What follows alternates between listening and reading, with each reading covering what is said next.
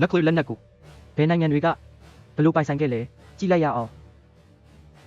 United States ပထမဆုံးမှာဒုတိယကမ္ဘာစစ်အတွင်းမန်ဟတ်တန်စီမံကိန်းနဲ့စတင်တည်ထွင်ခဲ့ပါတယ်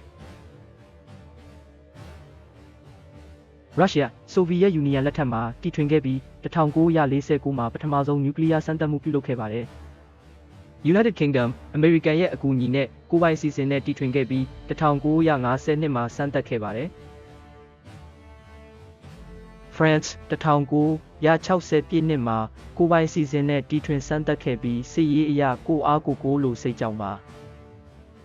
China 1964မှာကိုယ်ပိုင်စီစဉ်နဲ့တီထွင်စမ်းသပ်ခဲ့ပြီးအမေရိကန်နဲ့ဆိုဗီယက်ယူနီယံရဲ့နျူကလ িয়ার ချင်းချောက်မှုတွေကိုကာကွယ်ဖို့ပါအိန္ဒိယ1984မှာငြိမ်းချမ်းရေးရွေးချက်လို့ဆိုကပထမဆုံးနျူကလ িয়ার စမ်းသပ်မှု Smiling Bada ကိုပြုလုပ်ခဲ့ပြီး1998မှာစစ်ရေးဆိုင်ရာစမ်းသပ်မှုတွေထပ်လုပ်ခဲ့ပါတယ်